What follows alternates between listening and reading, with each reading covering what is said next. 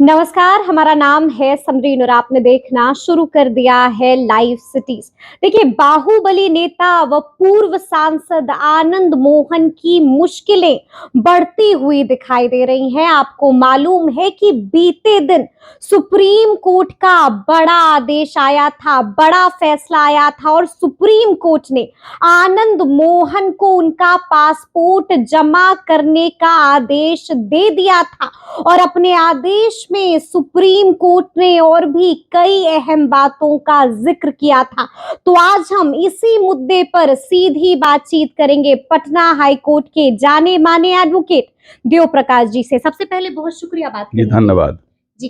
जैसा कि मैंने शुरू में ही कहा कि सुप्रीम कोर्ट का बीते दिन बड़ा आदेश आया और अपने आदेश में सुप्रीम कोर्ट ने कई अहम बातों का जिक्र भी किया है वकील साहब। तो तफसील से पहले तो हम उस आदेश को आपसे समझना चाहेंगे। देखिए, इस मामले में लॉ बहुत गवर्निंग फैक्टर नहीं है। इसमें दो तीन मानवीय पहलू भी आते हैं और कुछ टेक्निकल मैटर्स आते हैं। आपने जो कहा था कि कर दिया था, नहीं सब कर दिया है। पासपोर्ट सीज करने का आदेश कर दिया है और हर कल ही और हर 14 दिन पर लोकल पुलिस स्टेशन 14 या 15 14 दिन या 15 से कुछ है। हर फोर्टनाइट वर्ड लिखा है, फोर्टनाइट लिखा है। हर एक पक्ष फोर्टनाइट 15 डेज का ही होता है कि 15 दिनों के अंदर 14 मान के रखिए, 15 तो पूरा हो जाएगा ना। 15 हर उनके दिन पर उनको लोकल पुलिस स्टेशन में जाकर रिपोर्ट करना पड़ेगा। और पासपोर्ट सीज करने का मतलब देश से बाहर नहीं जा सकते हैं। दो बातें हो गई। इसका मतलब है कि प्राइमा फेसी कुछ पॉइंट्स उसके हाथ में है। लेकिन अब उनके पक्ष की बात बोल दें, उन्होंने कोई इंट्रीम स्टे नहीं दिया।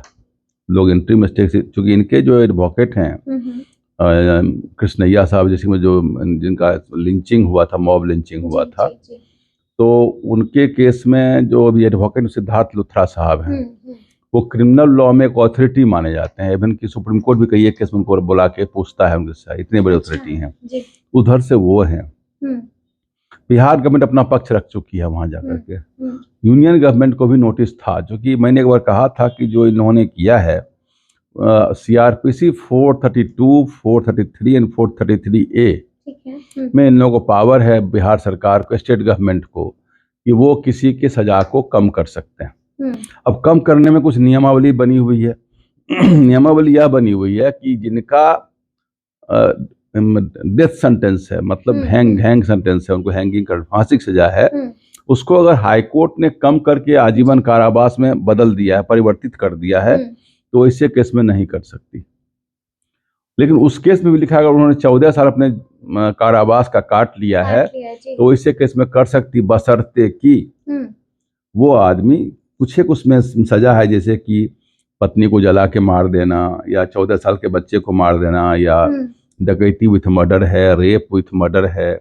और एक नियम और लगा हुआ कि अगर किसी सरकारी एम्प्लॉय को, सरकारी पब्लिक सर्वेंट को, अगर आप ऑन ड्यूटी अगर किसी को आप मारते हैं, तो ऐसे केस में आपको सरकार, बिहार राज्य सरकार के पास भी ये शक्ति नहीं है कि उनके कैद जो कारावास आजीवन हुआ उसको कम कर सके। बिहार सरकार ने अपनी शक्ति से उस नियमावली को एमेंड कर, जेल मैनुअल को बदल दिया। अब एक उसमें 435 की उपधारा आपको 2 है, उसमें कहता है कि जहां एक्सिक्यूटिव पावर यूनियन का एक्सटेंड होता है, मतलब सेंट्रल गवर्नमेंट का, तो वहां पर केंद्र सरकार से भी परमिशन लेना चाहिए था। इसलिए नोटिस केंद्र सरकार को भी गई है कि आप भी अपना पक्ष रखें।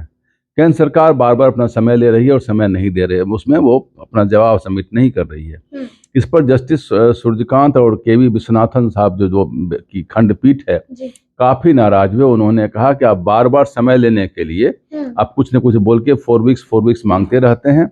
आप क्या समझ रखे हैं, कोर्ट आपके स्वीट विल पर चलेगी, आपकी इच्छा पर कोर्ट चलेगी?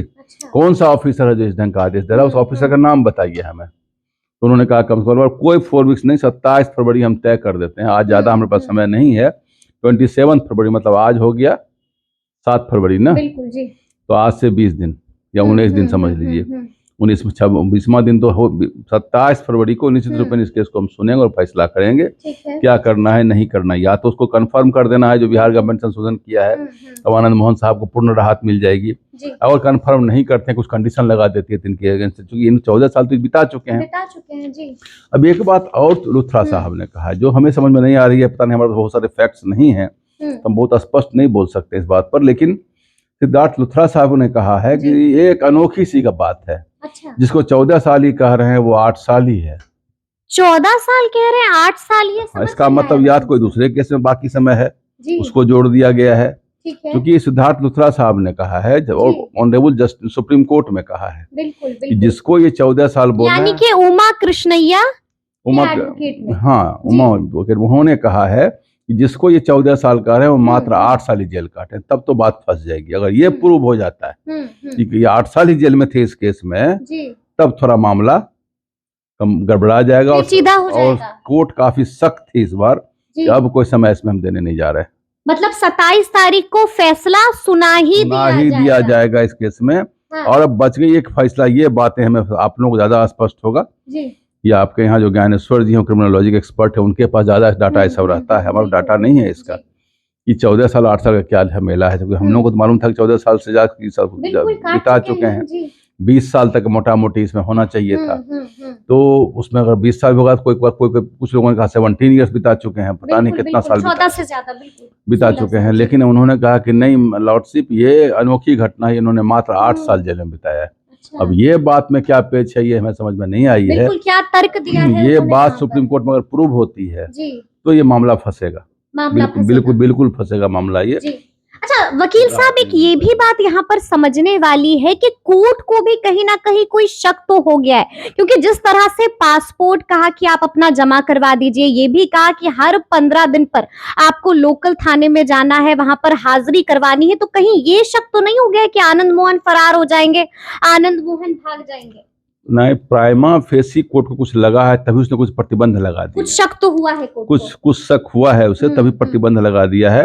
और मैंने आपको कहा लुथरा साहब के अथॉरिटी माने जाते हैं क्रिमिनल लॉ को, उनके द्वारा केस लड़ा जा रहा है, तो प्राइमा फेसी कुछ लगा, चूंकि बार बार डेट ले, इस बार तो डेट यूनियन गवर्नमेंट ने लिया है, राज्य सरकार अपना काउंटर अपना जमा कर चुकी है, वो दिक्कत उस भारत सरकार ने जमा नहीं किया, उस पर इरिटेट कोर्ट हो रही थी, तो उन्होंने कहा कि इस बीच वो स्टे मांगते हैं लुथरा साहब, ये जो इनका जो रिमिशन है, जो इनको राहत दी गई उसको स्टे दिया जाए, फिर इनको फिर से जेल भेजा जाए।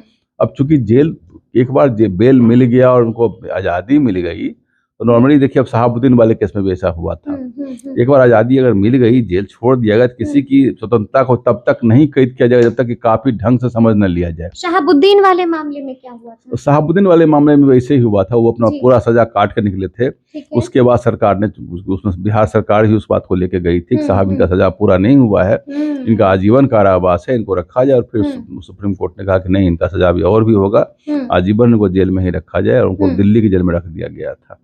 मतलब वहां पर बिहार सरकार गई थी, वहां बिहार सरकार पार्टी थी इस केस को लेके गई थी, यहाँ बिहार सरकार अपोजिट पार्टी, यहाँ जिस डीएम का डेथ हुआ है वहाँ अगेंस्ट थी, यहाँ फॉर है, यहाँ सरकार फॉर में है, सरकार ने इसमें अमेंडमेंट किया है, और इसमें कई एक लोग छूटे, इसमें आनंद मोहन भी एक हैं, लेकिन इसमें अमेंडमेंट किया गया है, और इसमें उनका कहना है कि यह भी है अगर पब्लिक सर्वेंट को भी आम आदमी में ला दिया जाएगा, ड्यूटी पे बहुत सारा खतरा लेते हैं वो मोर, तब तो उनका मनोबल गिरेगा।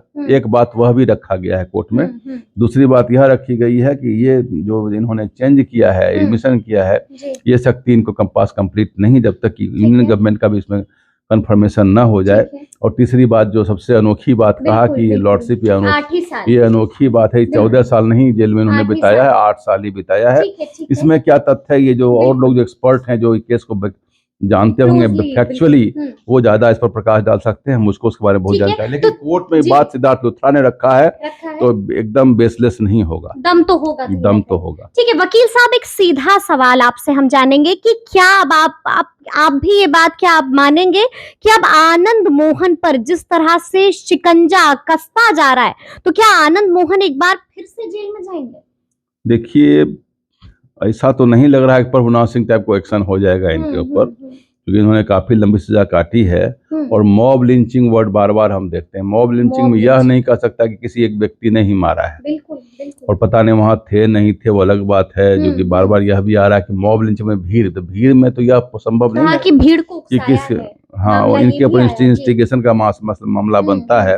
और पहले चूंकि ट्रायल कोर्ट से हो चुका और हाई कोर्ट द्वारा कंफर्मेशन हो चुका और सुप्रीम कोर्ट से भी केस में हार चुके हैं, तो बाकी सब इसका चीज हो चुका है। ऐसा नहीं सुप्रीम कोर्ट पहले नहीं गए थे, तो इसको तो वहाँ फाइनलिटी माना जाए।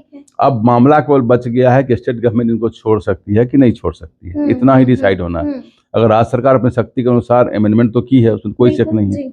अब वो कह रहे हैं नहीं 8 साल ही रहा है। अगर 8 साल वो प्रूव कर देता है, कहीं सिद्धार्थ लुथरा साहब ने प्रूव कर दिया कोर्ट में, तब मामला फंसेगा, तब तो इनको फिर से जेल जाना पड़ेगा, फिर से जेल जाना पड़ेगा आनंद मोहन को। लेकिन 8 साल वाले मामला अगर ऐसे ही कोई टेक्निकल मामला उठा है, इसमें कोई तथ्य नहीं है, तब सुप्रीम कोर्ट थोड़ा सोचेगी इस बात पर। जो किसी आदमी की स्वतंत्रता की बात है, सब 14 साल जेल रह चुके हैं, तो दोनों बातें हमें लग रही है। चूंकि नॉर्मली क्रिमिनल हिस्ट्री है नहीं है, कितना केस है नहीं है, वो सब हमको जानकारी इनका नहीं है उनके बारे में। लेकिन यह बात जरूर है कि स्वतंत्रता किसी को मिल चुकी इतना दिन जेल रहने के बाद, तो फिर से वापस कर दिया, ये थोड़ा सा कठिन मामला होता है।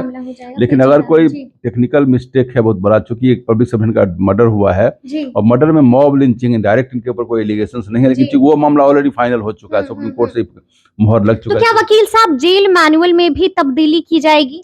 क्योंकि आपको भी याद होगा कि जेल मैनुअल में तब्दीली करके ही आनंद मोहन को रिहा किया गया था, तो क्या फिर से एक बार बदला जाएगा जेल मैनुअल? देखिए, जो उच्चतम न्यायालय है सुप्रीम कोर्ट, उसके पास शक्ति असीम है। वो किसी भी मामले को स्टे कर सकती है, किसी को भी क्वेश कर सकती है।